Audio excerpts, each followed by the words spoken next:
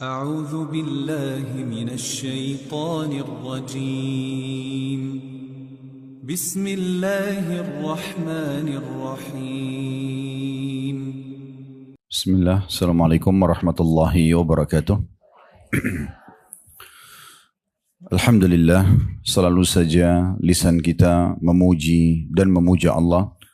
Sebagai seorang muslim, tentunya kita diharuskan punya keyakinan dalam hati bahwasanya Allah itu benar ada dan Allah benar dengan janjinya. Karena Allah telah berfirman dalam kitabnya dan kekal ditilawakan oleh orang-orang beriman dalam Al-Quran. وَمَنْ أَصْدَقُ مِنَ اللَّهِ قِيلًا. Dan siapa lagi yang lebih jujur daripada Allah dalam pernyataan. Dan juga Allah berfirman, innallaha la yukhliful mi'ad. Allah tidak akan pernah memungkiri janji-janjinya. Di antara janji yang pasti bagi seorang muslim kalau dia mengucapkan dua susunan kata ini, alhamdulillah, dianggap dia telah bersyukur kepada Allah. Dan Allah kekalkan dalam firman-Nya, la in syakartum la azidannakum. Dalam surah Ibrahim, kalau kalian bersyukur maka pasti aku akan tambah. Dan banyak sekali nikmat Allah yang kita perlu renungi ibu-ibu sekalian. Di antaranya Allah masih memberikan kita umur yang kita bisa gunakan hari ini, memaksimalkannya dalam menambah kantong-kantong amal soleh kita. Dan kalau di masa lalu ada pelanggaran atau ada maksiat, maka kesempatan kita bertaubat agar lepas dari hisabnya. Maka kita menganggap ini adalah hari emas kita. Karena umur sebenarnya adalah umur yang telah berlalu. Kalau seseorang di antara kita umurnya 30, 40, 50, 60 tahun dan sudah dilalui, maka itulah umur yang sebenarnya. Kedepannya kita tidak pernah tahu berapa hari lagi, berapa waktu lagi Allah berikan kepada kita.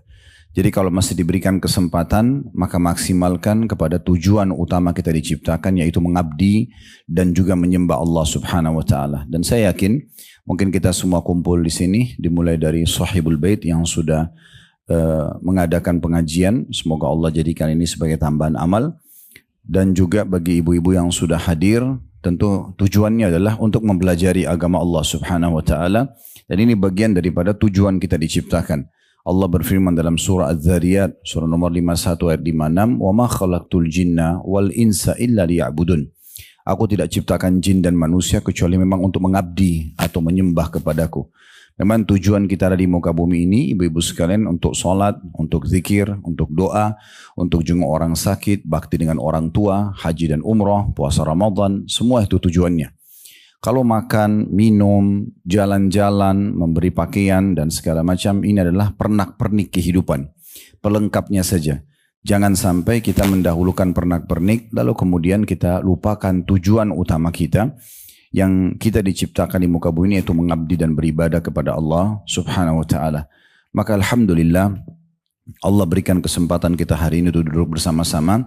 Dan sekaligus saya bahasakan, tentu saya duduk di sini ibu-ibu sekalian bukan karena saya lebih tahu, tapi karena kami diundang dan juga menjalankan perintah Allah Subhanahu wa Ta'ala, fadzakir fa inna dzikra tanfa'ul mu'minin. Saling memberikan peringatan karena peringatan itu sangat bermanfaat bagi orang-orang beriman. Dan juga selanjutnya kita panjatkan salam hormat kita kepada utusan Allah Nabi besar Muhammad sallallahu alaihi wa ala alihi wa sahbihi wasallam, sebagaimana Allah telah perintahkan kita untuk mengucapkan salam hormat tersebut, dan tentunya untuk mengejar keutamaan yang sudah dijanjikan. Karena satu kali ucapan salam hormat ini akan dibalas 10 rahmat Allah. Dan rahmat Allah meliputi pengampunan dosa, peninggian derajat dan pemenuhan semua kebutuhan-kebutuhan kita dan juga solusi dari permasalahan hidup. Kita akan masuk ke bahasan kita pada kesempatan ini kurang lebih 1 jam ke depan sesuai yang dijadwalkan, jam 13.00 sampai 14.00 insyaAllah, dengan judul doa mustajab. Mungkin kita mulai dulu dengan masalah doa. Kalau doa ini bahasa kita supaya mudah difahami, sebenarnya ya penyampaian permintaan, curhat, ya. Apapun yang kita butuhkan lalu kita sampaikan kepada Allah Subhanahu wa Ta'ala dikatakan doa. Jadi kalau kita faham ini, maka kita harusnya bisa memaksimalkannya, karena ini sebuah fasilitas yang gratis. Tinggal modalnya tutup aurat, kita ikhlas dalam hati. Lebih bagus lagi kalau dalam kondisi berudu, mulai dengan alhamdulillah wassalatu wassalamu ala rasulillah, puji Allah dulu, baca salawat kepada Nabi SAW, kemudian sampaikan hajat kita. Ya Allah sembuhkan penyakit saya, ya Allah ampuni dosa-dosa saya, ya Allah berkahi hidup saya. Tidak ada sesuatu yang sulit. Allah subhanahu wa ta'ala memastikan dan memerintahkan kita agar selalu berdoa. Bukan kapan ada waktu. Bukan juga kita berdoa ibu-ibu sekalian di saat ada hajat saja. Karena dalam bab doa ini, ibu berdoa kepada Allah subhanahu wa ta'ala minta dipertahankan nikmat. Misal lagi sehat, lagi kuat, lagi melimpah rezekinya, lagi bahagia rumah tangganya, lagi berbakti anak-anaknya. Pokoknya lagi banyak nikmat.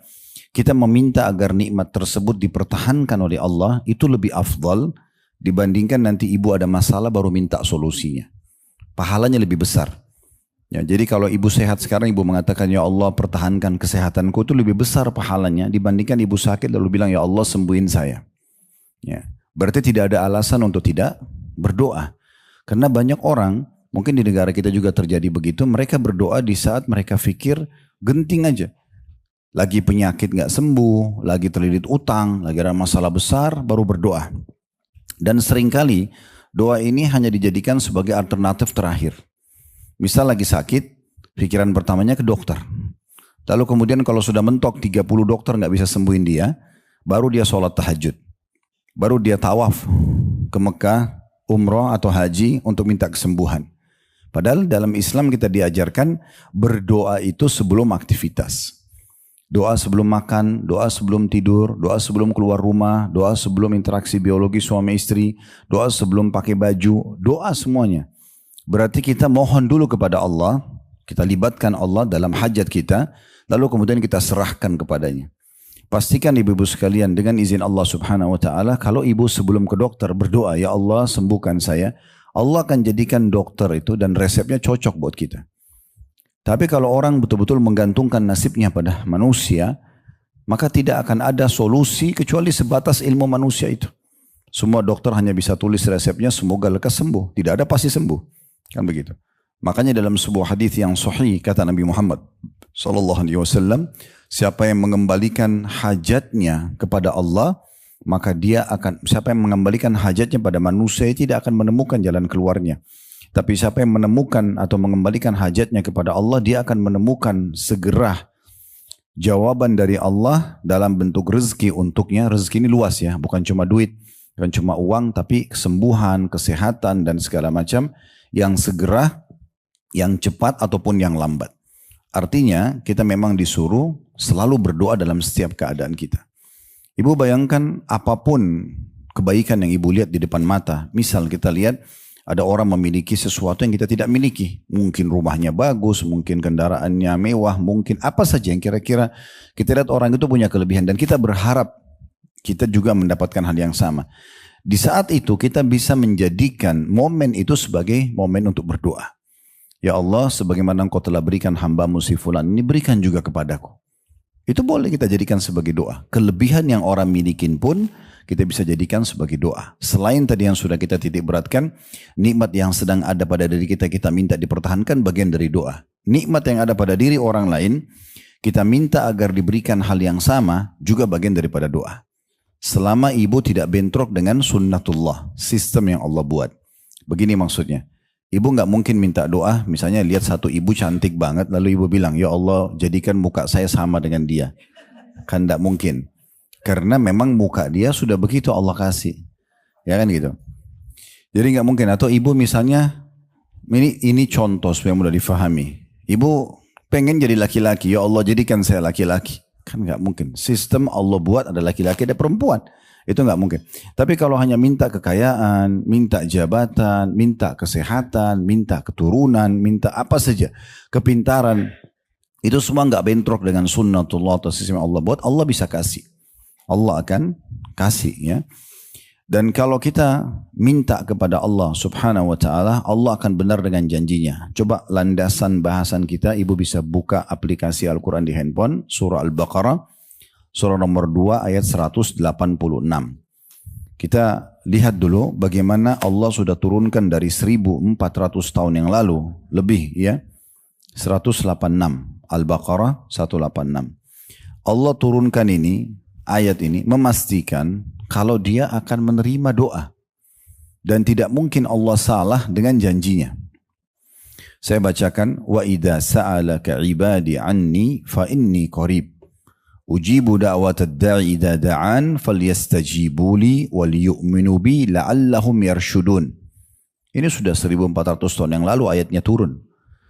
Allah berfirman, dan apabila hamba-hambaku hai Muhammad bertanya kepadamu tentang aku, maka jawablah bahwasanya aku itu sangat dekat. Aku akan mengabulkan permohonan atau doa orang-orang yang berdoa apabila ia memohon kepadaku.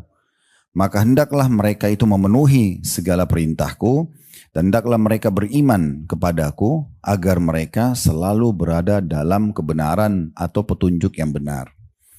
Jadi di sini saksi bahasan ibu-ibu sekalian adalah Allah mengatakan aku mengabulkan permohonan orang yang berdoa apabila dia memohon kepadaku.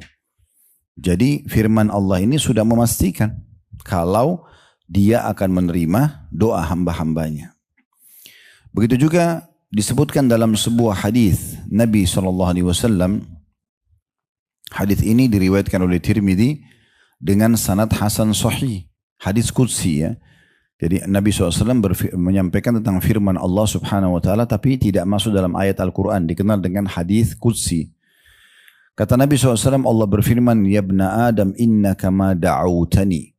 Wahai anak Adam, selama kau berdoa kepadaku, wa rajautani, dan engkau memohon atau berharap kepadaku, ghafartu laka ma ala ma kana minka wala ubali. Aku pasti akan maafkan semua kesalahanmu dan aku tidak peduli. Tidak ada syarat apapun.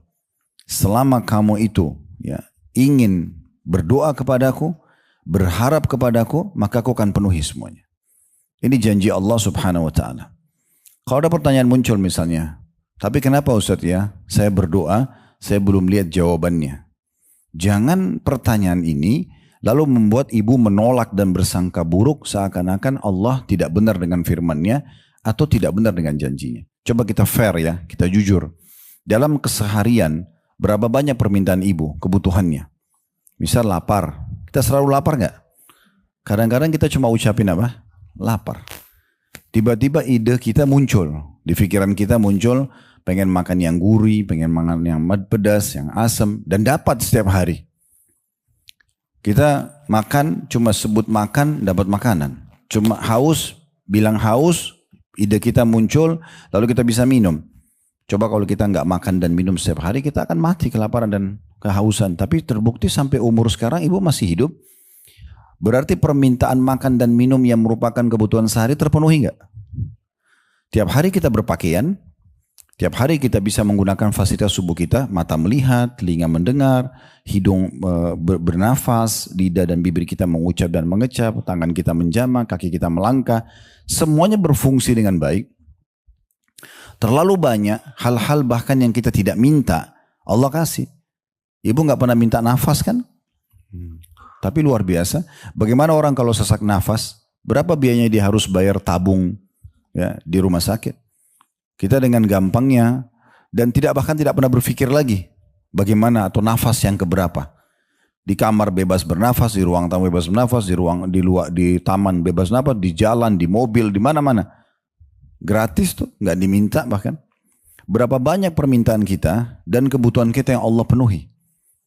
Dan kita pertemukan ini, kita fair, pertemukan dengan hajat ibu yang belum Allah kasih. 1, 2 yang Allah belum kasih. Itu pun ada rincian ulama.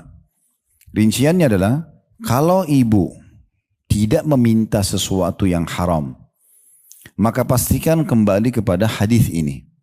Kata Nabi SAW, tidak ada seorang muslim di muka bumi yang berdoa kecuali Allah akan ijabah.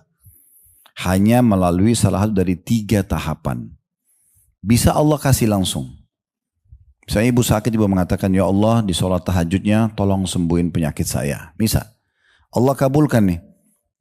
Allah sudah buat sistem bu ya. Sistem itu adalah melalui ya, hubungan kita dengan manusia di sekitar kita. Kita nggak bisa mengatakan ya Allah ya sembuhin saya, tiba-tiba ada obat dilempar dari langit. Ya. Tetapi besok setelah kita sholat malam, bertemu dengan tetangga, bertemu dengan teman, mungkin di pengajian seperti ini, nggak sengaja kita ngobrol, kita sebutin penyakit kita. Lalu kemudian dia katakan, oh setahu saya ada dokter yang bagus di sana. Lalu kita ke dokter itu, konsultasi cocok, resep cocok. Apakah dokter yang sembuhin? Nggak. Itulah jawaban doa kita. Kita minta rezeki. Ya Allah mudahin rezeki buat saya. Allah nggak mungkin lemparin duit dari langit. Tapi kita tiba-tiba saja setelah berdoa Allah ijabah, ada yang tawarin proyek, ada yang tiba-tiba ada yang meninggal, keluarga meninggal atau orang tua meninggal dapat warisan, kita dapat apalah jabatan ditawarkan, banyak sekali pintu rezeki yang datang. Kan gitu. Orang minta jodoh, berapa banyak sinyal yang datang. Setiap orang yang minta jodoh Allah datangkan orang yang suka sama dia, ada keluarga yang menawarkan, tapi dia ngerewel, nolak ini, nolak itu, nolak, akhirnya datang yang tinggi terlalu tinggi, datang yang pendek terlalu pendek, datang yang gemuk terlalu gendut. Jadi susah. Tapi setelah dia tolak Allah datangkan lagi, sampai mungkin sudah 10-20 orang ditolak semuanya. Padahal tugas dia tinggal istikharah saja. Salat istikharah kita tidak tahu, mungkin ini yang terbaik yang sudah datang. Tapi selalu saja datang was-was. Jadi sebenarnya jawaban doa itu ya bisa langsung diberikan, tapi melalui sistem tadi itu ya. Seperti contoh yang lain paling gampang difahami, lapar misalnya. Begitu ibu bilang lapar, ya Allah hilangin lapar saya. Nanti bukan lapar itu hilang tiba-tiba. Sistemnya adalah ibu akan punya ide cari makanan, ketemu di rumah atau di tempat lain, di restoran misalnya. Kita makan, prosesnya dikunyah dulu. Kan? Tidak bisa makanan itu langsung ditempel di perut masuk, kan gitu. Dikunyah dulu, ditelan melalui tenggorokan, dikelola oleh usus, baru laparnya hilang. Itu proses. Nah, orang banyak nggak paham masalah proses ini. Maunya sekarang berdoa, sekarang harus ada. Kan gitu. Itu ada prosesnya. Orang ke dokter aja dikasih obat, ada dosisnya. Minum antibiotik seminggu misalnya, 3 hari misalnya, ada dosisnya. Kan gitu.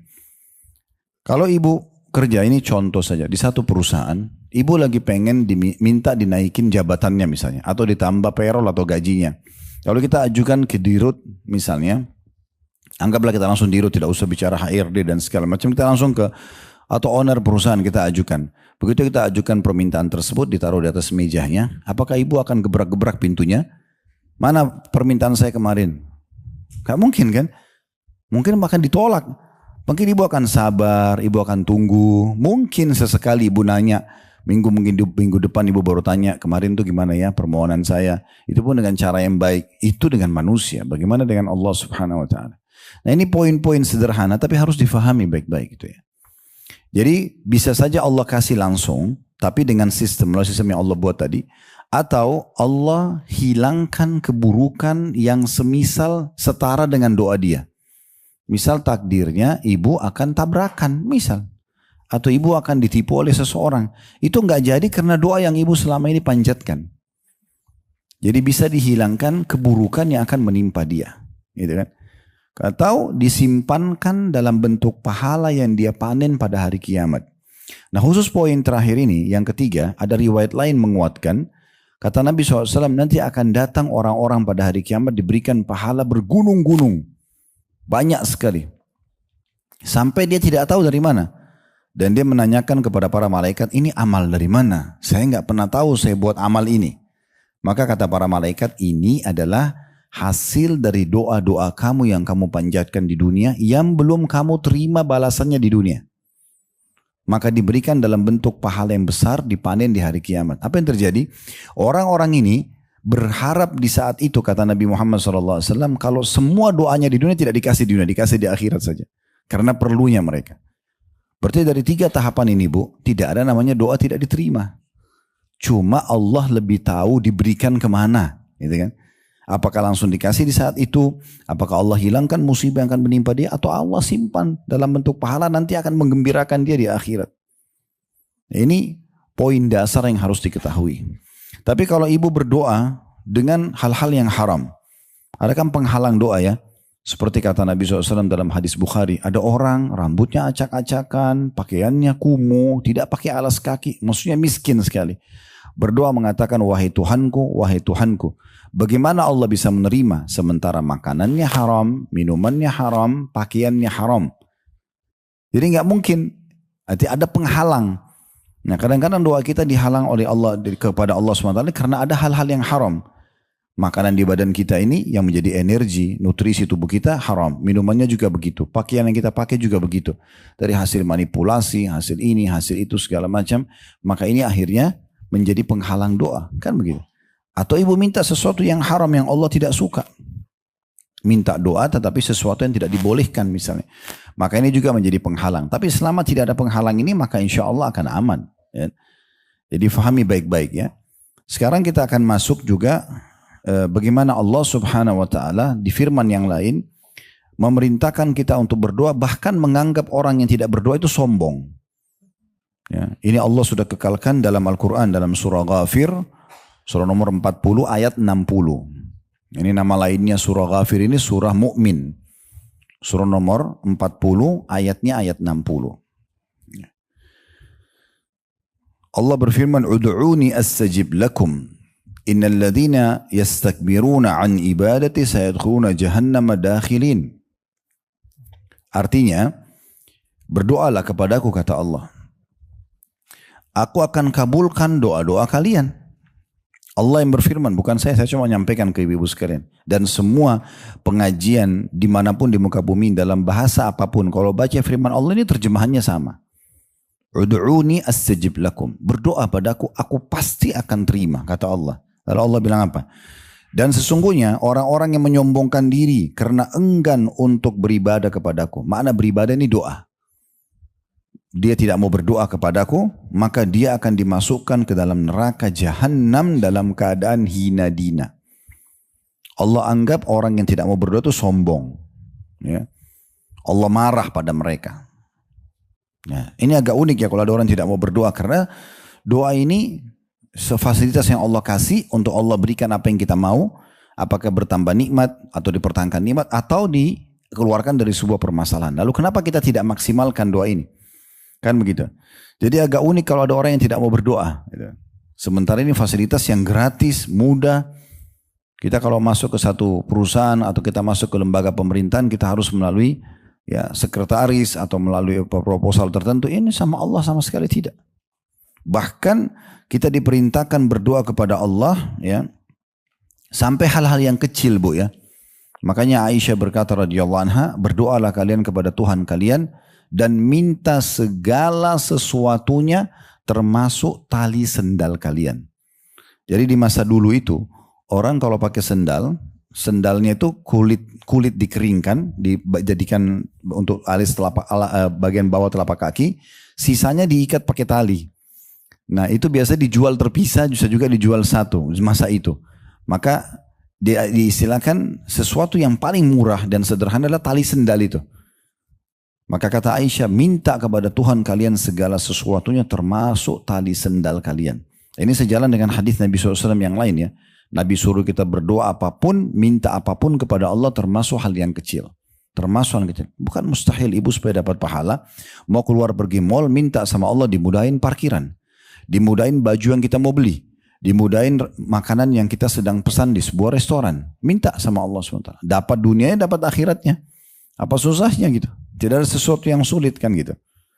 Jadi kita tidak boleh justru menyombongkan diri kepada Allah Subhanahu wa taala dengan tidak seakan-akan tidak butuh dengan doa itu. Ya. Kemudian di dalam perkataan seorang penyair beranjak daripada hadis Nabi SAW dulu riwayat Tirmidzi ya. Nabi SAW bersabda, "Man lam yad'ullaha yaghdab alaih." Siapa yang tidak berdoa sama Allah justru Allah marah padanya.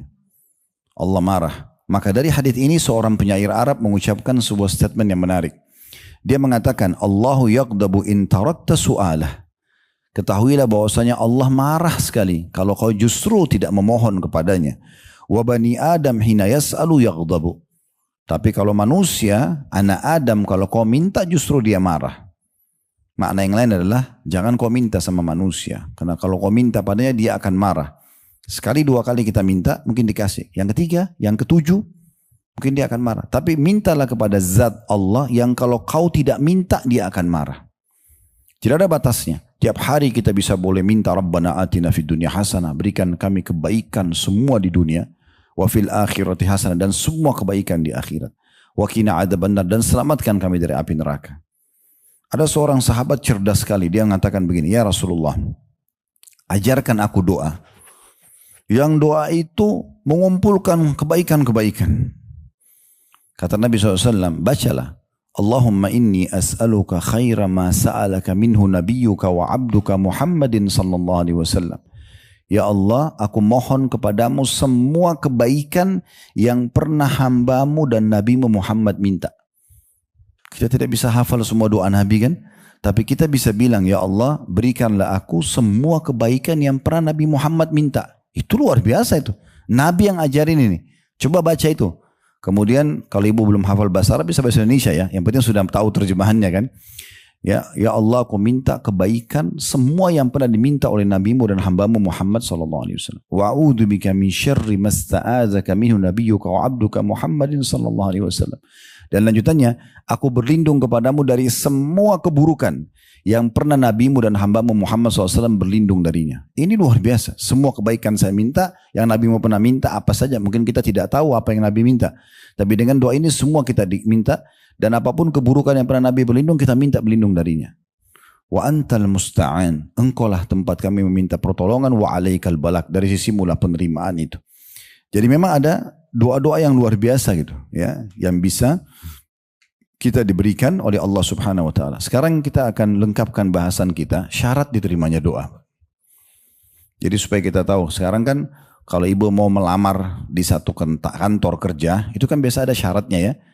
Mungkin memberikan CV-nya, kemudian masuk dalamnya ijazah, segala macam lah, foto, dan itu pengalaman kerja.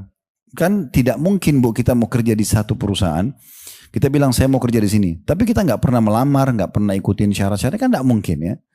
Nah seperti itulah, kalau kita mau doa kita diijabah, harus memenuhi syarat-syarat ini. Yang pertama itu dasar sekali, standar semua ibadah adalah ikhlas. Karena Allah Subhanahu wa ta'ala.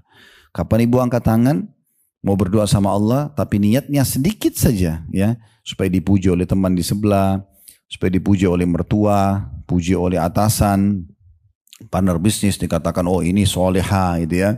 Berdoa, udah selesai urusannya. Gak bisa sama sekali. Makanya kata Nabi SAW, al-yasiru minar riya syirk. Sedikit saja riya sudah syirik. Apa itu riya? Karena manusia, bukan karena Allah. Nah ini biasa saya lihat, ada juga orang kita itu, semoga Allah kasih hidayah. Walaupun saya banyak lihat orang-orang negara lain kalau lagi tawaf ya. Selesai tawaf, dia sengaja foto, tangannya angkat tangan menghadap Ka'bah. Tidak berdoa. Cuma gaya doang, supaya dibilang dia lagi berdoa kan gitu. Ini apa yang didapat? Gak ada sama sekali. Justru mau dicari 1% aja tidak riak, dari mana? Ya udah foto backgroundnya Ka'bah oke lah. Tapi background sambil angkat tangan seakan-akan berat-berat tidak baca doa. Kan ini agak unik ya. Contohnya gitu. Jadi harus ikhlas. Dan ingat sabda Nabi SAW. Inna Allah la yaqbalu amalan illa makana khalisan liwajhi. Allah tidak akan pernah menerima satu amalan kecuali yang ikhlas karenanya. Ikhlas artinya betul-betul murni ibu dengan Allah. Ada orang lihat, gak ada orang lihat, di keramaian atau sendiri sama, tetap berdoa, tetap sedekah, tetap baca Quran, tetap sholat. Gak ada hubungannya sama keadaan di sekitar kita. Nah itu baru orang ikhlas gitu ya. Ini penting sekali karena ikhlas ini penting. Dan ikhlas ini ibu harus jaga selamanya, selama ibu hidup. Saya kasih contoh hati-hati dengan riya. Misal ibu pernah haji 10 tahun yang lalu. Waktu itu ibu ikhlas banget. Masya Allah diterima sama Allah misalnya. 10 tahun kemudian lagi kumpul di pengajian. Ada satu ibu datang. Ini sebagai contoh saja ya. Ada satu ibu datang pulang haji. Wah kemarin untuk tawaf itu saya menangis-nangis gitu. Tersentuh karena lihat Ka'bah. Waktu di Arafah itu saya menangis. Dia cerita gitu untuk apa? Karena gitu.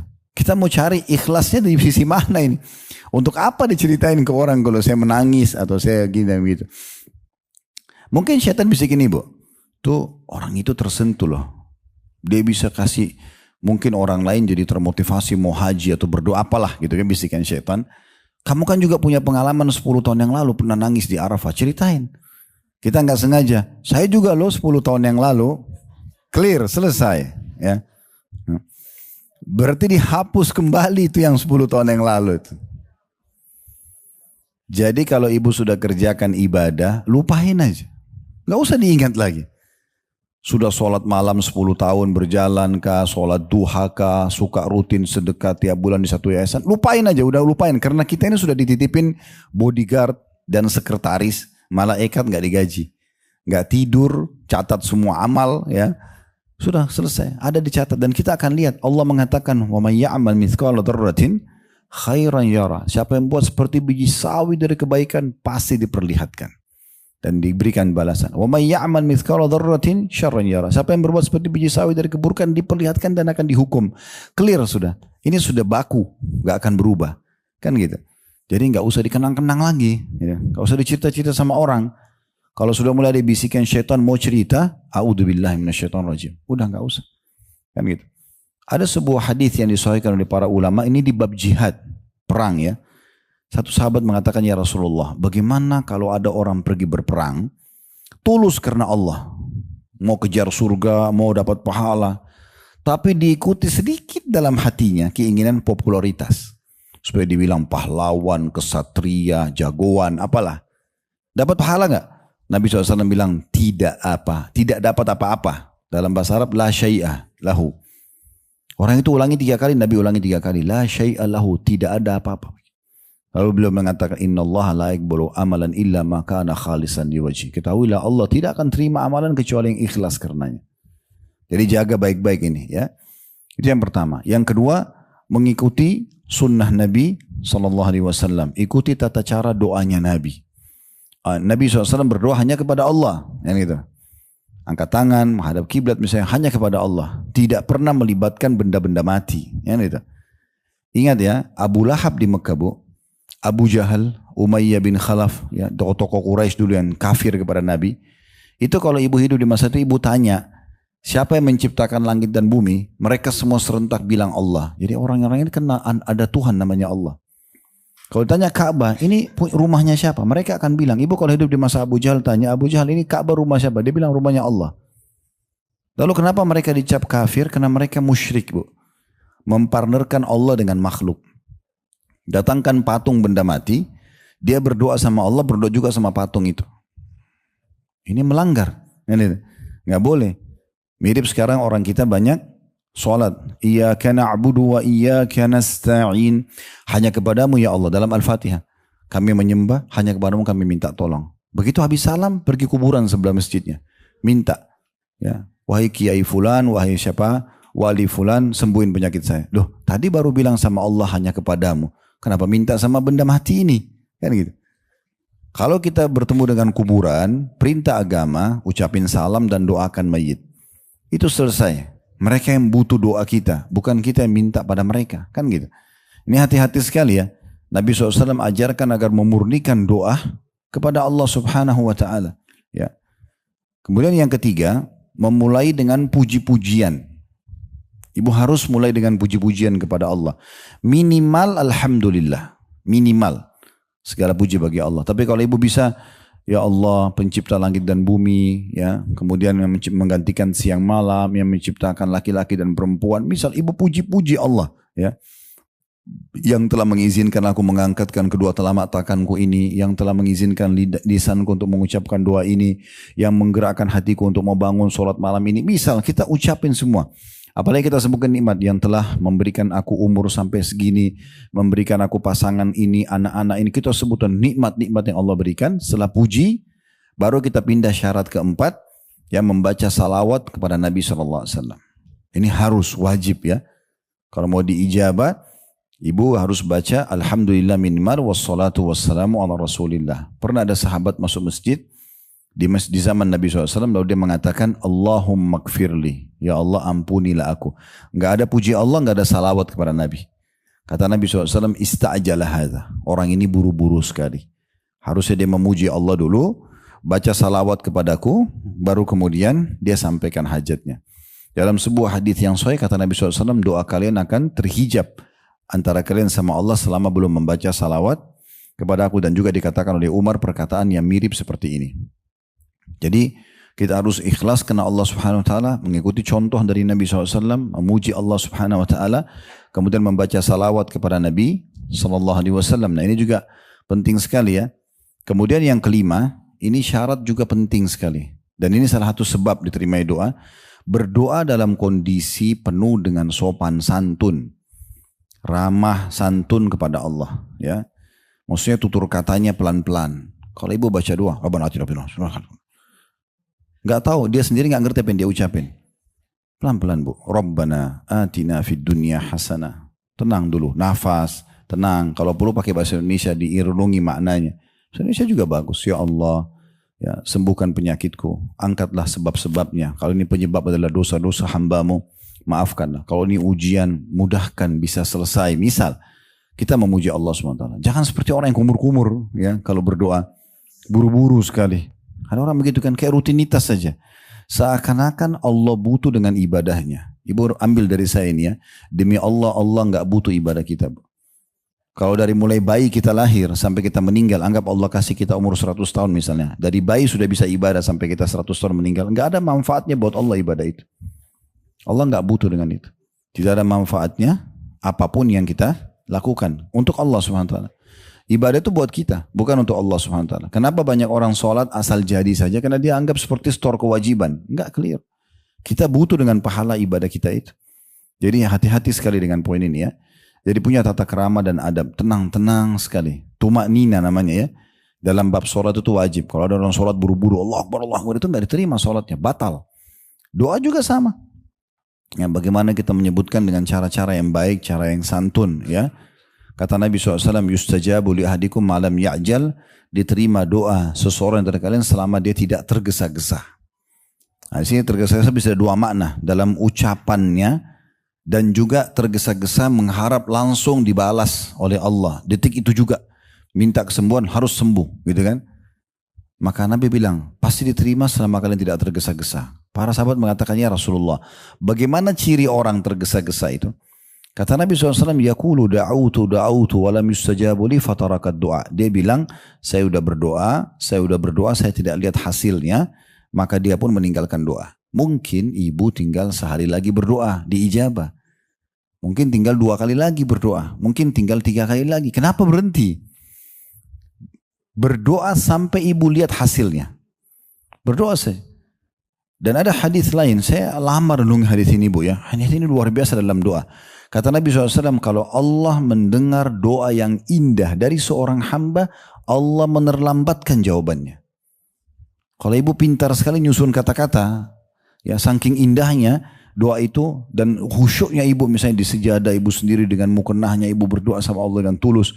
Di kamar ibu di tengah malam misalnya di sepertiga malam Allah turun ke langit, Allah berdoa, ibu berdoa. Ya, saking indahnya sampai Allah menunda. Kata Nabi SAW, kenapa? Kenapa ditunda ini? Untuk apa? Kata Nabi SAW, agar hamba tersebut tetap dalam doanya.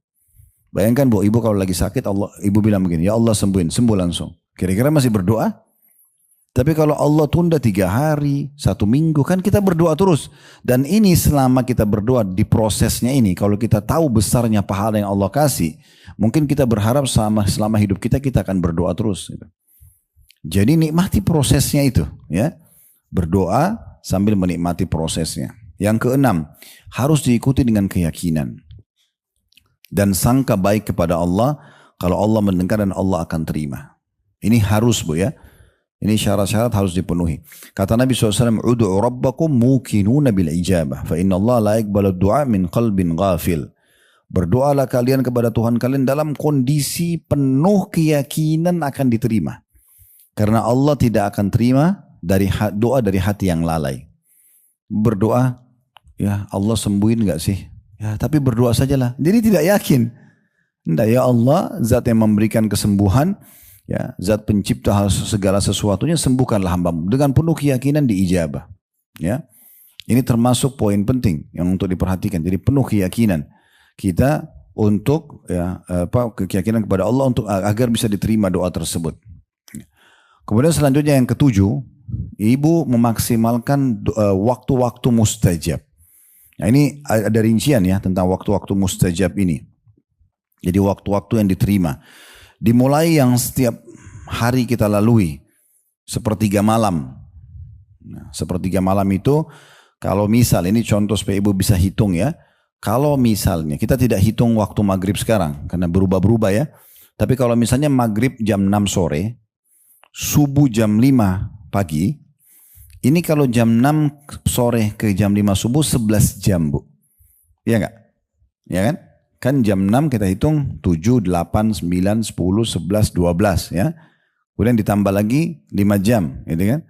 Di situ ada 1, 2, 3, 4, 5, kurang lebih 11 jam. Ya. 11 jam ini dibagi 3.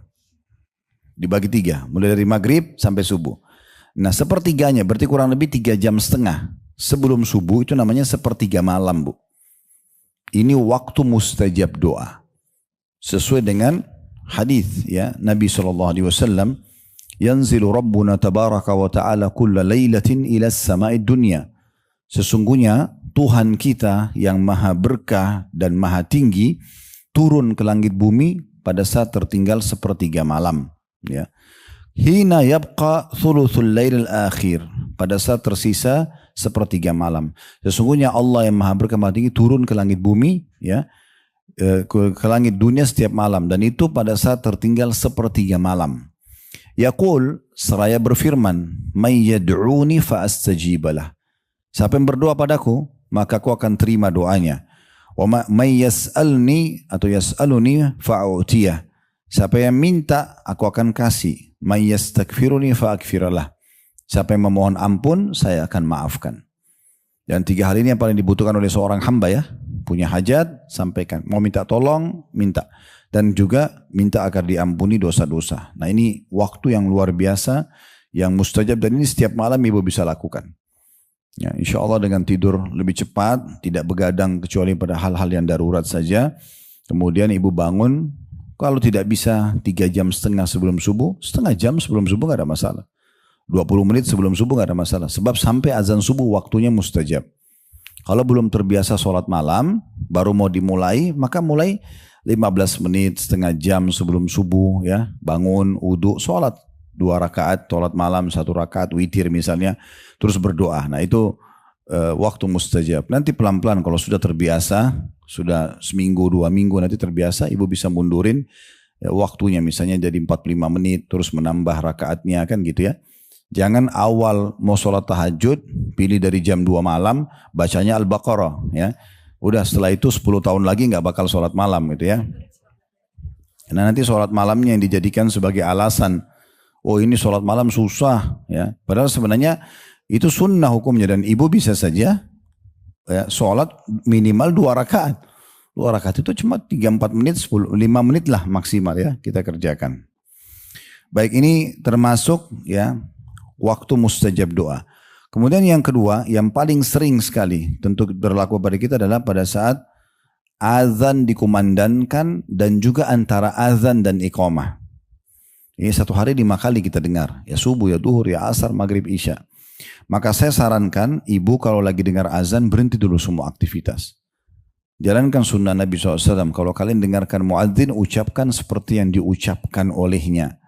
Ya, lalu kemudian bacalah salawat kepadaku. Setelah muadzin, setelah la ilaha illallah, terus kita baca Allahumma salli ala Muhammadin wa ala ali Muhammad yang kita baca biasa di tahiyat. Kemudian baru mintalah al-wasilah untukku. Allahumma rabba hadhihi da'wati tamma was salatil qa'imah ati Muhammadanil wasilata wal fadilah. Wasilah ini istana di surga yang paling mewah. Itu hanya untuk 1 orang saja. Dan itu hanya persaingan di antara nabi-nabi. Kita nggak bisa masuk di situ. Makanya kata Nabi SAW, itu hanya untuk 1 orang dan aku berharap aku pemiliknya. Siapa di antara kalian minta wasilah untukku, dia akan dapat syafaatku. Ya. Jadi kita disuruh ngikutin muadzin ya. Setelah itu maksimalin berdoa. Dengarkan hadisnya. Kata Nabi SAW, "Thintani la turaddani au qallama turaddani du'a." 2 keadaan dan 2 waktu yang sangat jarang doa ditolak. Disebutkanlah indan nida, pada saat azan dikumandangkan. Nah mulai itu ya. Kalau ikuti muadzin kemudian sambil kita sisipin untuk berdoa. Jangan lupa ya, alhamdulillah wassalatu wassalamu rasulillah, baru kemudian sampaikan hajatnya ya. Wa indal ba'si hina yalhamu ba'duhum ba'dha. Dan keadaan kedua pada saat 2 pasukan Islam dan non muslim itu berperang, lagi berkecamuk, di saat itu doa mustajab bagi seorang muslim. Tapi kan kita tidak ada peperangan. Beda dengan teman-teman kita di Palestina. Semoga Allah berikan kemerdekaan mereka. Sebagaimana Allah berikan kita ya. Allahumma amin. Dan saya juga sedikit saya sisipkan di sini. Kalau ibu lagi lihat media di handphonenya, setiap terlewat berita Palestina, jangan langsung di skip. Berdoa minimal. Ingat, alhamdulillah wassalatu wassalamu ala Rasulillah, ya Allah berikanlah kemenangan saudara kami di sana. Enggak masalah, habis itu pindah ke yang lainnya, tapi sisipkan doa di situ supaya kita lepas tanggung jawab hari kiamat. Nanti Allah akan tanya, kamu tahu saudaramu di sana disiksa, kenapa kamu enggak berdoa minimal? Sudah enggak bantu makanan, minuman, enggak bantu uang, enggak bisa berperang fisik, doa juga tidak mau. Ini agak unik ya. Kemudian juga setelah azan, antara azan dan iqamah ini waktunya pendek. Ya. Mungkin masjid-masjid kita maksimal 10 sampai 15 menit, kalaupun masjid-masjid besar ya, biasa pakai jam digital. Setelah itu mungkin maksimal 10 sampai 15 menit kalau masjidnya memang sudah sepakat jemaahnya, kadang-kadang nunggu. Tapi umumnya tidak seperti itu. Biasanya cuma 5 menit. Apalagi kalau tidak pakai jam digital, muadzinnya habis adzan, sholat sunnah, dia langsung iqamah. Ada sebagian tempat begitu. Padahal sebenarnya ini waktu mustajab. Dalam sebuah hadis ya, yang riwayat Tirmidzi dengan sanad hasan sahih, kata Nabi SAW, ad-du'a la yuraddu bainal azani wal iqamah. Doa tidak akan pernah ditolak antara azan dan iqamah. Itu pendek sekali waktunya ya. Makanya kalau ibu lagi di jalan pun dengarin azan, atau lagi ada radio, dengarin misalnya ya. Kemudian kita dengarin azan, ucapin seperti yang diucapin, lalu berdoa sebentar. Baru lanjutin jalan, gak ada masalah kan. Yang penting nanti misalnya mau sholat di tempat pengajian saya lanjut, tapi di antara azan iqamah ini sebentar sekali waktunya, gunakan untuk berdoa. Walaupun cuma mengatakan misalnya sudah alhamdulillah wassalatu wassalamu ala Rasulillah, Allahumma gfirli, cukup. Ya Allah ampuni aku, minta aja, itu sudah cukup, tidak apa-apa. Yang penting ada doa yang dipanjatkan gitu ya. Nah seperti itu penting sekali. Dan kata Nabi SAW di dalam hadis yang lain riwayat Abu Daud dan Imam Ahmad, la inna kullakum manahu rabbah fala yu'dhiyanna ba'dukum ba'da wa yarfa ba'dukum ala ba'd fil qiraati aw qala fis salah. Ya.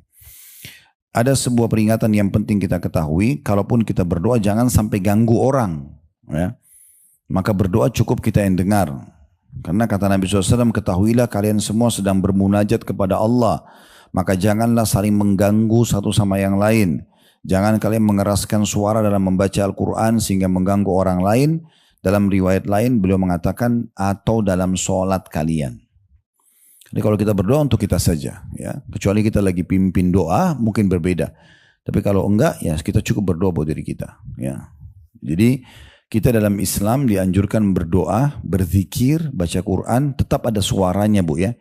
Tapi namanya sir. Sir itu kecilin suara, bukan hilangin suara ya. Nah mirip kalau kita sholat juga kan ada sholat jahar, kerasin suara, subuh, maghrib, isya.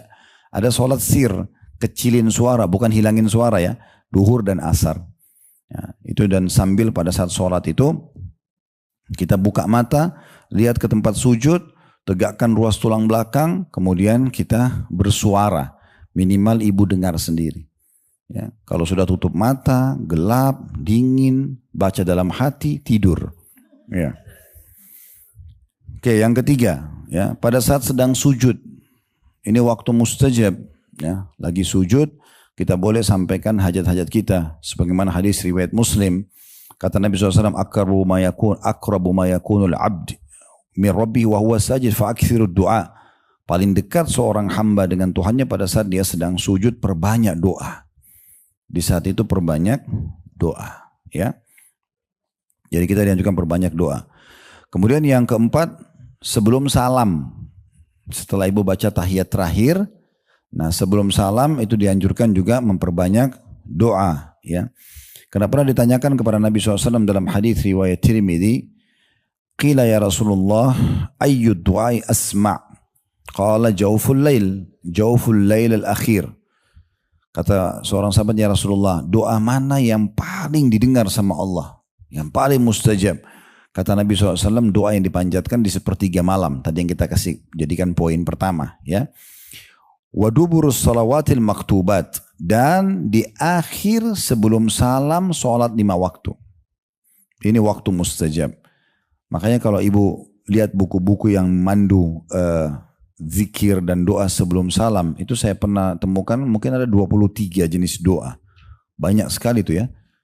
Yang kita berlindung, Allahumma inni a'udzubika min adzabi jahannam wa min adzabil qabr, itu salah satunya. Tapi ada 20-an lebih doa di situ yang kita bisa sampaikan dan hajat atau dihaturkan kepada Allah Subhanahu wa taala. Ini boleh juga kalau kita mau sampaikan hajat kita, Ya. Cuman kalau dalam bahasa Indonesia ini khilaf di antara ulama ya. Tapi yang paling aman adalah ibu berbahasa Arab. Tapi kalau tidak bisa, maka yang minimal di sholat sunnahnya saja kalau mau bahasa Indonesia. Ya, seperti itulah. Yang kelima, kita pindah ke waktu ya. Nah ini karena kita ada di hari Jumat, maka hari Jumat ini ada waktu mustajab. Ya, hari Jumat ini ada waktu mustajab. Sesuai dengan hadis Nabi SAW pada saat ditanya tentang hari Jumat, bahwasanya atau beliau pernah menyebutkan tentang Jumat, qala fihi sa'ah. Di hari Jumat itu ada waktu. Ya. La yuwafiquha abdun muslim wa huwa qa'imun yusalli, yang tidak ada seorang muslim pun pas mendapatkan waktu itu dan dia sedang sholat, yas'alullah ta'ala syai'a, dia mohon kepada Allah sesuatu, illa a'tahu iyah, kecuali pasti Allah akan kasih untuknya. Wa asyara biyadihi yuqalliluha, lalu Nabi SAW memberikan isyarat dengan tangan beliau kalau waktunya itu sangat sedikit.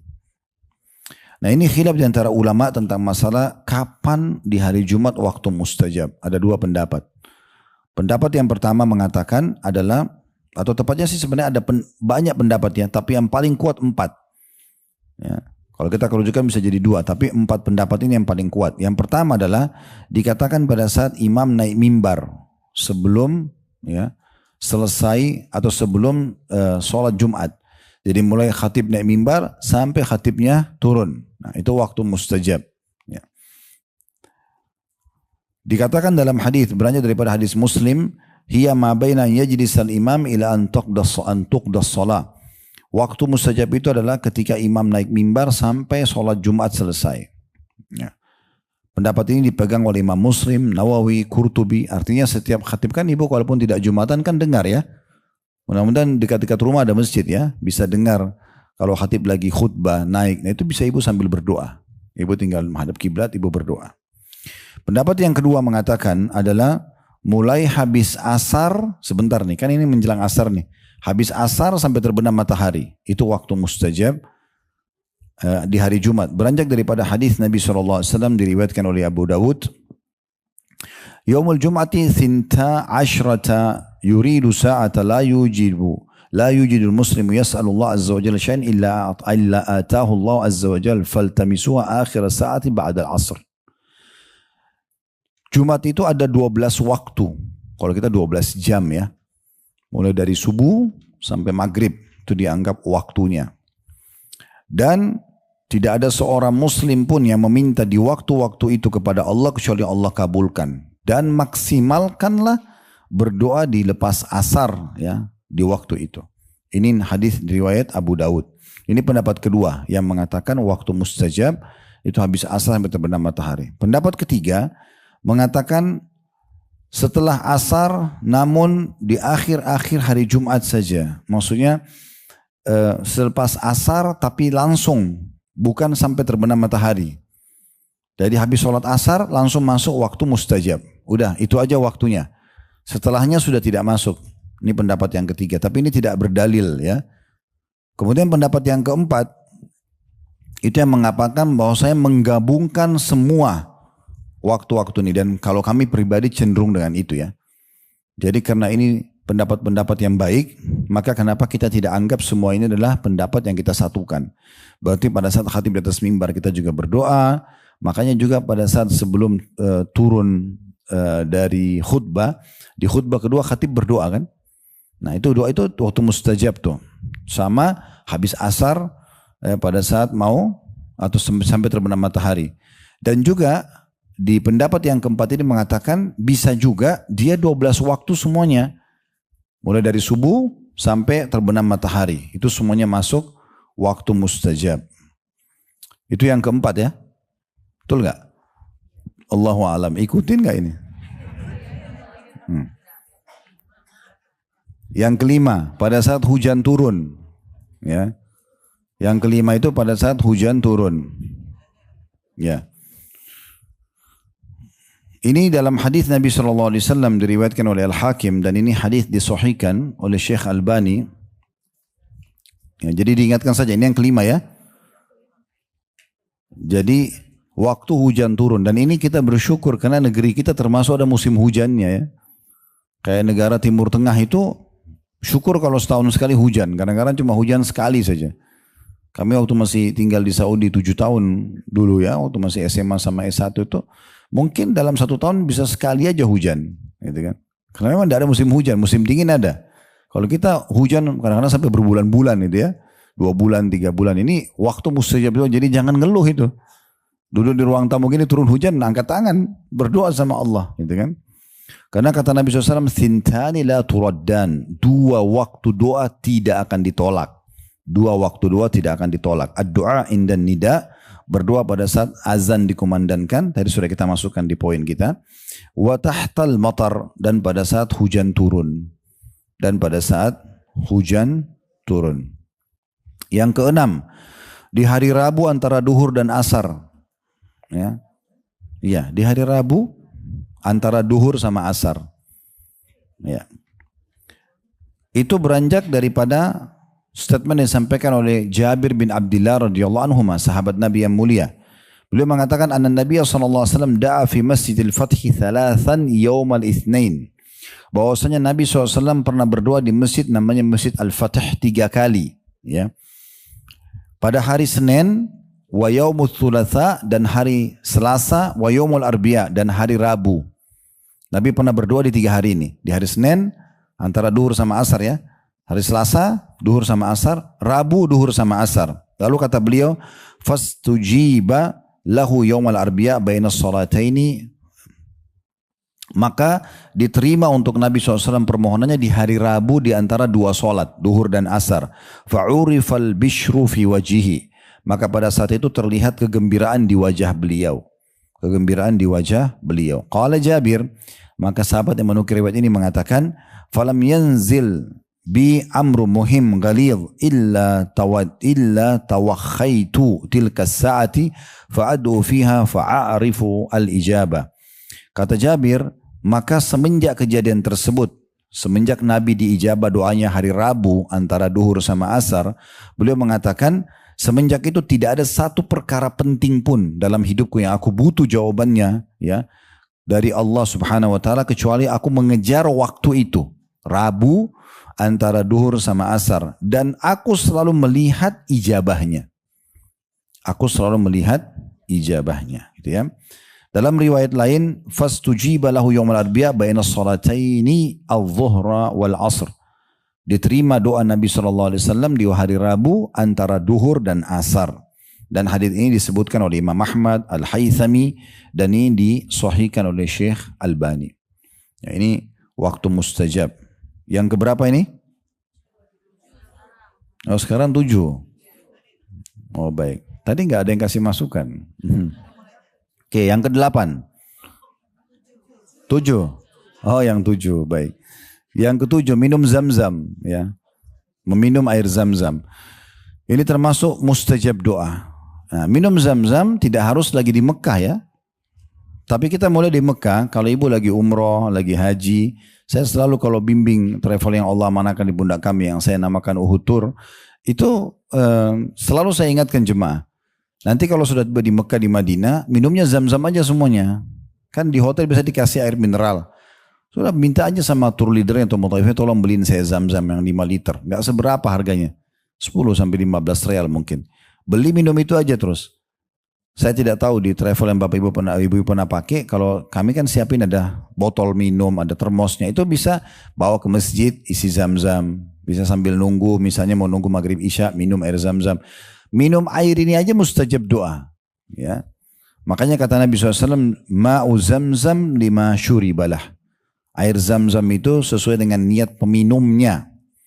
Sesuai dengan niat peminumnya. Nah, kenapa di sini dikatakan doanya mustajab? Karena ulama merincikan yang dimaksud dengan sesuai dengan niat orang yang meminumnya, maksudnya adalah sesuai dengan doanya. Makanya Imam Syafi'i rahimahullah mengatakan, saya minum zam-zam dengan niat 3 hal. Imam Syafi'i bilang, yang pertama saya minta agar panahan saya tidak meleset. Karena beliau suka sekali berburu, Imam Syafi'i. Beliau berdoa agar panahannya enggak meleset. Dan beliau mengatakan setelah itu panahan saya tidak pernah meleset. Yang kedua saya minta agar menjadi ulama muslimin. Minum zam-zam saya minta jadi ulama muslimin. Dan yang ketiga minta minum zam-zam agar dimasukkan ke dalam surga. Ya. Jadi minta zam-zam itu. Itu kan setiap minum. Berarti kita bisa maksimalkan ini. Dan alhamdulillah di Indonesia juga ada zam-zam kan. Ya, ada zam-zam biasa ada dijual, ada zam-zam disiapin, bisa dibeli. Dan zam-zam itu kalau misal ibu hanya punya 1 galon saja yang 5 liter. Kalau udah mau habis tambah air biasa nggak apa-apa. Dicampur ya. Yang penting masih ada zam-zamnya. Sebagian pendapat ulama ada yang mengatakan zam-zam itu menzam-zamkan air lain. Jadi kalau dicampur dia masih bisa. Ini kalau dalam memang betul-betul ibu nggak punya lagi. Tapi kalau ibu masih bisa dapat, itu sangat bagus. Ya. Ada sahabat ayah saya, sudah meninggal rahimahullah. Beliau cerita, dia pernah diundang di Jeddah, di satu kota di Saudi. Kalau ibu mau pulang ke Indonesia biasanya kan lewat Jeddah ya, kalau dari Mekah. Tinggal di sana umurnya sudah 92 tahun. Orangnya masih sehat. Kalau makan, kata teman ayah saya ini, kalau makan Masya Allah kambing banyak banget. Biasa aja gitu. Terus ditanya sama teman ayah saya ini, apa rahasianya? Kok bisa Anda seperti ini gitu? Di umur ini masih makannya begini, jalannya masih sehat. Dia bilang mau tahu rahasianya, sini ikut sama saya. Diajak ke gudang, kayak kita garasi mobil, gak dipakai sama dia karena mobilnya diparkir di luar. Itu penuh dengan galon zam-zam. Dia bilang saya gak pernah berhenti minum ini. Saya nggak pernah berhenti minum ini. Memang kalau ibu mau baca keutamaan zam-zam banyak sekali ya. Sampai kata Nabi SAW, zam-zam itu minuman sekaligus makanan. Dalam riwayat lain makanan yang mengenyangkan. Kalau pernah dengar Abi Dzar radhiyallahu anhu sahabat Nabi yang mulia, beliau waktu pertama cari Islam itu selama 40 hari tinggal di Mekah nggak punya makanan, beliau cuma minum zam-zam, minum air aja 40 hari. Ada kalau tidak salah satu metode pengobatan di Cina itu dengan terapi minum air, ya. Tidak makan apa-apa, cuma minum air aja. Selama berapa, 40 hari atau apa. Ada salah satu orang yang saya kenal dulu, jemaah kita yang mengucapkan dia pernah ikut terapi itu ya. Tapi sebenarnya kita terlepas daripada itu, memang zam-zam ini sudah cukup buat kita. Karena memang air yang diberkahi ya oleh Allah subhanahu wa ta'ala. Nah itu termasuk waktu mustajab doa ya. Kemudian sekarang yang ke-8 ya. Ya. Hah? Betul ya. Ya. Ketika berbuka puasa, ketika puasa dan berbuka puasa, dua-duanya. Ibu lagi puasa, puasa sunnah atau puasa wajib, dan juga lagi buka puasa, itu dua-duanya mustajab doa. Karena dikatakan dalam hadis Nabi SAW diriwayatkan oleh Ibnu Majah, diriwayatkan oleh Tirmidzi, "Thalathun la turaddu da'watuhum." 3 orang tidak akan ditolak doanya. 3 orang tidak akan ditolak doanya. Disebutkan yang pertama, as-shaim hatta yuftir. Ya, orang yang puasa sampai buka puasa. Orang yang puasa sampai buka puasa. Ini salah satu ya yang mustajab doa. Dan dikatakan juga bagaimana Nabi SAW memerintahkan kita untuk membaca doa di saat ya, buka puasa. Karena ada doanya. Dhahabadz dzama', telah hilang rasa haus, wabtalatil uruq, telah basah semua urat-urat saraf, wa thabatal ajru insyaallah. Semoga pahala sudah dicatatkan. Itu termasuk berdoa. Lalu kita dianjurkan berdoa di saat itu. Ya. Ini termasuk doa yang mustajab. Dan hadis ini masih berlanjut Bu ya. Kita langsung tambahkan saja yang ke-9 dan yang ke-10 ya. Karena satu hadis ini. Yang ke-9 itu adalah kalau orang terzalimi. Ya. Orang terzalimi itu berarti doanya mustajab. Kita bukan berharap kita terzalimi ya. Tetapi kalau kita terzalimi, misalnya ada orang utang gak bayar, dia fitnah kita, menggibah, itu waktu mustajab. Itu mustajab banget itu. Makanya kata Nabi SAW kepada Mu'adz bin Jabal radhiyallahu pada saat diutus ke Yaman, hati-hati engkau dari hartanya orang-orang, jangan ambil dalam kondisi bukan milikmu. Karena orang yang terzalimi tidak ada hijab antara dia sama Allah. Dan ada 2 keadaan orang kafir yang diijabah doanya. Cuma 2 keadaan kalau orang kafir. Kalau tadi yang kita bahas ini kan muslim semua ya. Kalau orang kafir ada 2 keadaan diijabah doanya. Yang pertama Bu, kalau dia berdoa minta hidayah. Kayak misalnya dia bilang, ya Allah tunjukkan saya. Makanya banyak orang juga masuk Islam mu'allaf itu kan, karena dia minta petunjuk sama Allah. Termasuk kisah paman Nabi, Hamzah radhiyallahu anhu. Beliau pernah waktu membela Nabi, waktu Nabi dicaci maki oleh Abu Jahal di Mekah, maka dia marah, ya. Kemudian dia memukul kepala Abu Jahal dengan busur panahnya. Dan dia mengatakan, apakah kau berani menghina Muhammad sementara saya dalam agamanya? Nah, Hamzah pun tidak tahu kenapa dia ucapin ini. Padahal dia bukan muslim. Tapi dalam kondisi dia marah kepada Abu Jahal karena ponakannya dicaci maki gitu.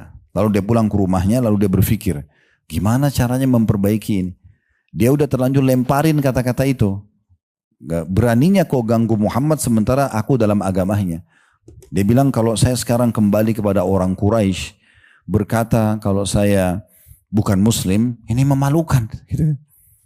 Kalau saya bilang saya muslim, saya belum masuk Islam. Maka di malam itu Hamzah berdoa sambil mengatakan, ya Allah, kalau agama ponakanku Muhammad ini benar, mudahkan aku menganutnya. Kalau tidak, berikanlah aku jalan keluar dari permasalahanku dengan Quraisy. Maka besok dia rasa hatinya tenang, kemudian dia pun masuk Islam. Yang kedua, kalau dia terzalimi. Nah, ini saksi bahasan kita. Jadi kalau misal, naudzubillah, ada seorang muslim, mudah-mudahan tidak, dia pemilik perusahaan, ada pegawainya non muslim, dia zalimi itu, gak dikasih gajinya, gak dikasih bonusnya misalnya. Atau ibu punya pembantu rumah tangga, asisten rumah tangga orang non muslim, ini kan cuma pembantu, gak usah dikasih gaji, gak apa-apa misal. Atau haknya dia diakad harus makan, ibu gak kasih, apalah gitu ya. Itu terzalimi, itu dijabah doa dia ya. Walaupun dia orang non muslim gitu ya. Baik, yang ke-10 itu adalah pemimpin yang adil. Pemimpin yang adil ya. Kalau pemimpin itu betul-betul adil, dia menjalankan tugasnya dengan baik, itu termasuk orang yang diijabah doanya. Ya. Jadi selain dia bisa dapat pahala yang besar, namanya harum, kalau dia betul-betul baik orang ini, dia adil terhadap masyarakatnya, siapa yang salah ya salah, siapa yang benar ya benar, tidak pandang bulu ya, semua diterapkan hukum padanya, maka ini berarti orangnya mustajab doa. Nah, 3 ini, yang tadi adalah orang puasa sampai buka puasa, pemimpin orang terzalimi dan orang yang pemimpin adil, ini digabung dalam hadis tadi itu. Kata Nabi SAW, "Thalathun la turaddu da'watuhum", ada 3 orang tidak akan ditolak doanya, as-shaim hatta yuftir, orang yang puasa sampai buka puasa, wal imamul adil, pemimpin yang adil, wal madlum, dan orang yang terzalimi. Jadi 3 ini digabung di dalam hadis tersebut ya. Kemudian selanjutnya yang ke-11 ini khusus Lailatul Qadar. Ini waktu mustajab doa di malam ganjil ya, di 10 terakhir dari bulan Ramadan. Ini memang waktu mustajab doa. Kita sudah tahu dia lebih baik daripada 1000 bulan, khairu min alfi syahr ya. Berputar di malam-malam ganjil 21, 23, 25, 27, 29 ya. Jadi malam-malam ini adalah malam kita memaksimalkan ibadah. Saran saya, ibu-ibu kalau mau siapkan baju lebaran dari sekarang ya. Jangan menjelang lebaran ya. Sekarang tukang jahit masih kosong ya, ndak antri, bisa pilih kain, bagus dari sekarang.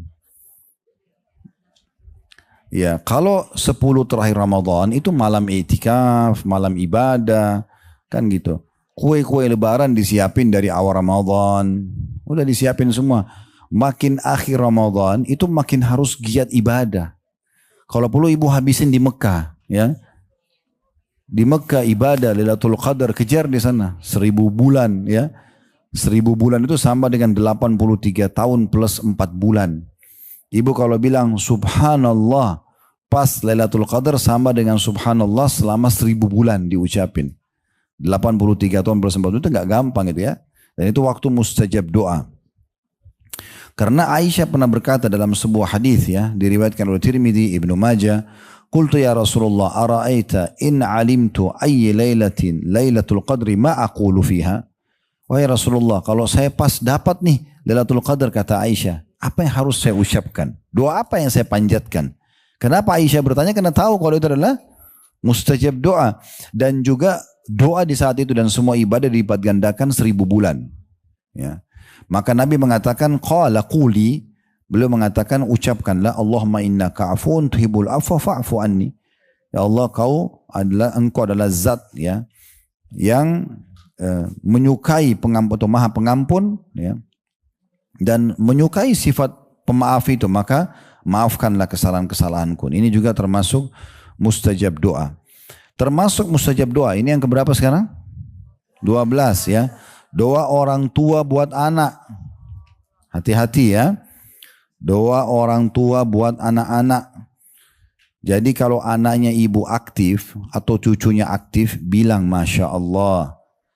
Jangan kok kamu nakal banget. Ya. Anak lagi aktif bukan nakal, doain. Jangan bilang ibu nyesel lahirin kamu, ya, misalnya. Atau apalah ya. Ingat, kata Nabi SAW begini dalam hadis yang sahih, ya, sehingga saya diriwayatkan oleh Al-Hakim, jangan kalian mengucapkan kata-kata buruk buat diri kalian, keluarga kalian, harta kalian yang bisa saja malaikat lewat mengaminkan terjadi. Misal ibu lihat dirinya di cermin, kok saya jelek sih? Kenapa harus ucapin ini? Allah yang buat mukanya ibu itu Allah. Ibu seakan-akan menghina Allah. Gimana cara? Kan yang nyusun alis kita, mata kita, hidung ini kan Allah.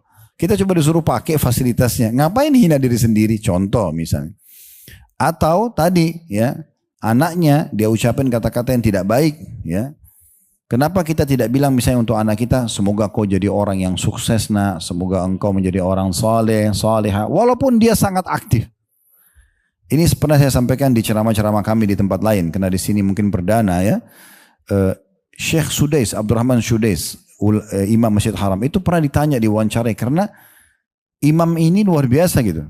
Mungkin semua yang seumur dengan beliau, sepantaran dengan beliau itu mungkin sisa satu orang saja, satu atau dua orang saja. Sehingga saya ada Syekh Huzaifi di Madinah, sama ada satu lagi Imam Masjid Haram yang sudah sangat tua, biasa imam subuh itu. Ya, kalau nggak salah Syekh Budair atau apa itu ya. Yang jelas beliau pernah ditanya, apa rahasianya? Kenapa anda ini bisa menjadi imam yang seperti ini? Betul-betul orang hampir semuanya suka suaranya. Dan kalau di malam-malam ganjil 10 terakhir Ramadan, alhamdulillah kami biasa bimbing jemaah ke sana itu. Itu tidak pernah di malam ganjil, kalau malam yang 27, malam-malam yang diharapkan Lailatul Qadar ya, malam 29 doa khatam Quran itu tidak pernah orang lain yang berdoa, pasti beliau.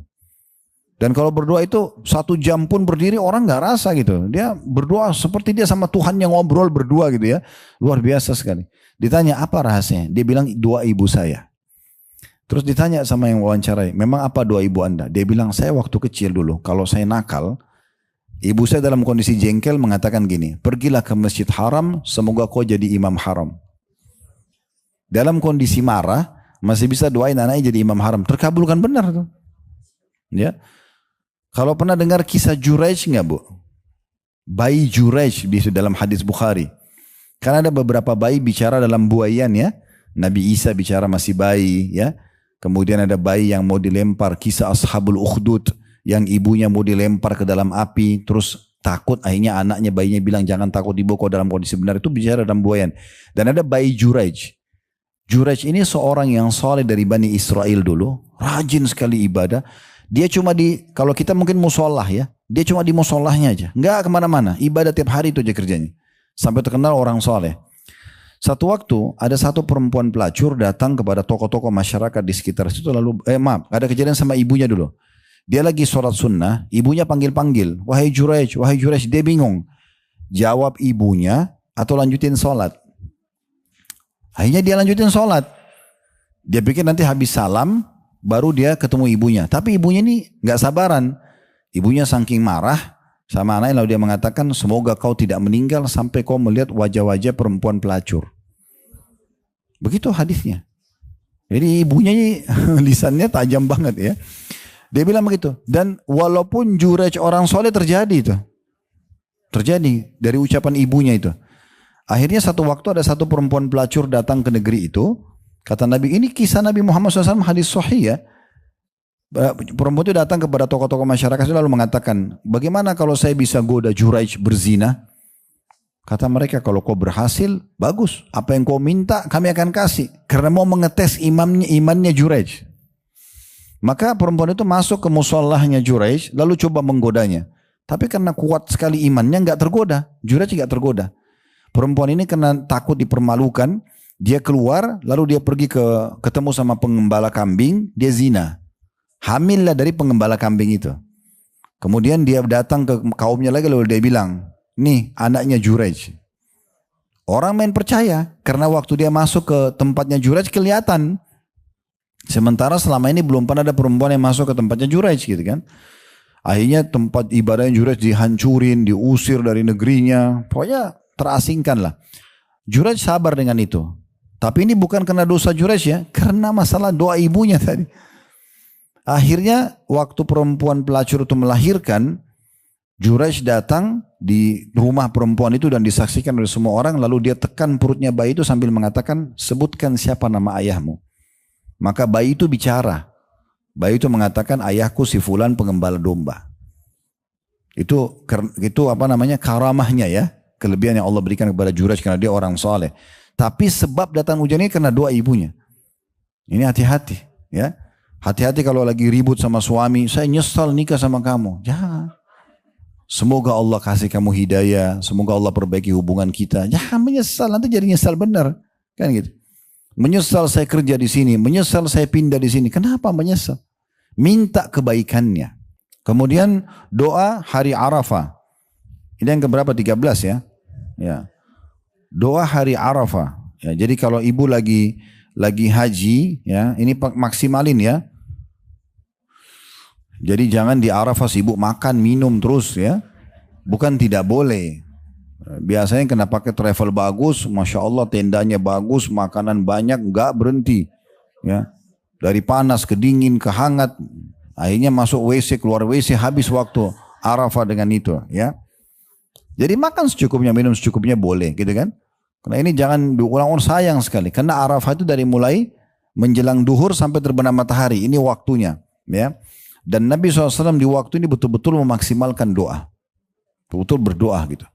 Makanya di travel kami tekankan tuh. Kalau lagi di Arafah, habis asar Bapak Ibu sekarang keluar. Kalau di belakang tenda kita ada gunung, naik ke gunung itu berdoa situ. Ya. Atau dalam tenda atau di luar tenda berdoa. Maksimalin. Pokoknya dari asar jangan ngomong udah sama orang. Sampai terbenam matahari. Karena Nabi SAW di hari Arafah itu mengangkat tangan ke langit. Salah sampai dalam riwayat dikatakan kelihatan putih ketiak beliau. Ya. Berdoa sama Allah sampai terbenam matahari. Itu waktu mustajab. Dan kata Nabi SAW dalam hadis yang sahih riwayat Tirmidzi, khairud doa yaum Arafah. Sebaik-baik doa adalah doa Arafah. Yang ke-14 ya. Pada saat musafir. Ya, musafir ini mustajab doa. Ya. Karena kata Nabi SAW dalam hadis juga, ya, yang tidak akan ditolak doanya salah satunya adalah musafir. Ibu musafir aja dari Jakarta ke Bandung, lagi safar, santai aja di mobil, lagi naik pesawat ke Surabaya, ulangin waktu dari 1 jam itu, ya 5 menit lah.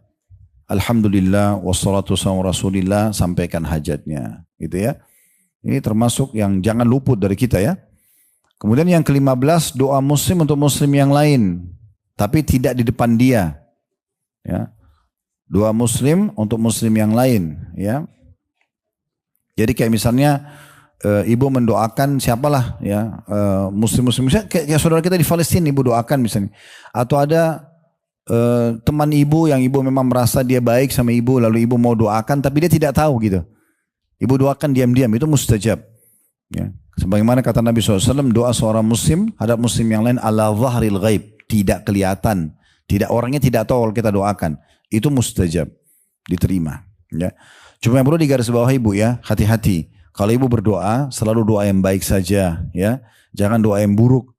Karena ada hadis Nabi begini bu, tidak ada seorang muslim yang mendoakan muslim yang lain, kecuali di atas kepalanya ada malaikat yang mengatakan wala kamithluhu wala kamithluh. Kau akan dapat yang sama, kau akan dapat yang sama. Jadi kalau ibu bilang misalnya, ya Allah berkahilah hartanya si fulana misalnya ya. Ibu doakan. Berarti malaikat sedang bilang, kau akan dapat yang sama. Kalau ibu bilang, ya Allah hilangkan bangkrutin misal. Nah berarti malaikat juga bilang, kau juga dapat ya. Nah gitu.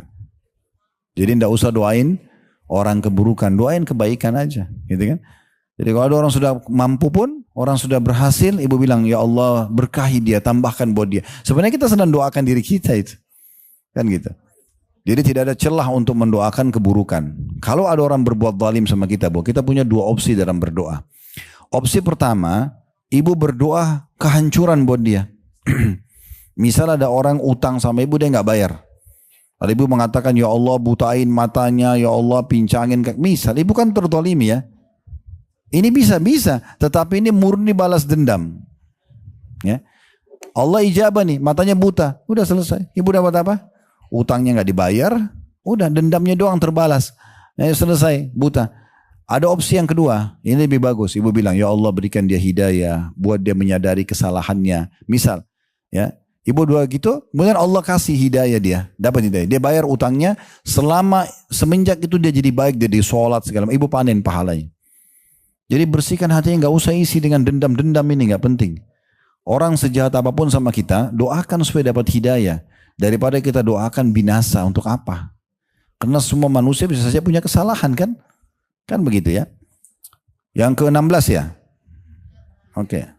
Itu adalah doa anak buat orang tua kita balik. Tadi ini luput dari saya nih. Ya. Sebaliknya tadi kan orang tua ke anak ya. Sekarang sebaliknya. Anak untuk orang tua. Karena Nabi SAW mengatakan apa? Kalau anak Adam terputus. Kalau meninggal dunia terputus sumber pahalanya kecuali dari 3. Kan sedekah jariah. Ilmu bermanfaat atau anak soleh yang mendoakan. Kan gitu. Jadi ada doa anak soleh. Maka ini mustajab. Mustajab. Nanti di dalam sebuah riwayat Muslim juga, seingat saya di riwayat Muslim itu dikatakan nanti ada orang datang hari kiamat dikasih pahala bergunung-gunung dan dia tidak tahu dari mana. Lalu ditanya malaikat, ini pahala dari mana? Kata para malaikat, ini adalah istighfar anakmu untukmu. Maksudnya doa, mohon agar diampuni orang tuanya. Jadi mulai sekarang ibu kalau punya anak, punya cucu, selalu ajarkan doa untuk orang tua. Rabbi ghfirli walidayya itu selalu dibaca. Kalau mau tidur, ajarin dikir mau tidur, ajarin juga doa itu. Ya, selalu agar mereka ucapkan. Kalau kita meninggal dan anak kita sering mengucapkan doa ini sudah cukup buat kita. Karena akan terus ada pengampunan dosa. Gitu, ada pengampunan dosa. Allahu a'lam. Ini insya Allah bahasan kita yang insya Allah berhubungan dengan doa. Tentu kalau kita ingin bahas ini panjang sekali ya. Saya ada pengajian khusus sebulan sekali itu 2 kali itu membedah buku judulnya doa. Memang itu satu buku yang cukup tebal. Yang ini kita coba simpulkan di pertemuan kita dalam 1 kali pertemuan. Nah itu sebenarnya panjang sekali bahasanya. Tapi insya Allah tadi inti-intinya sudah kita sampaikan.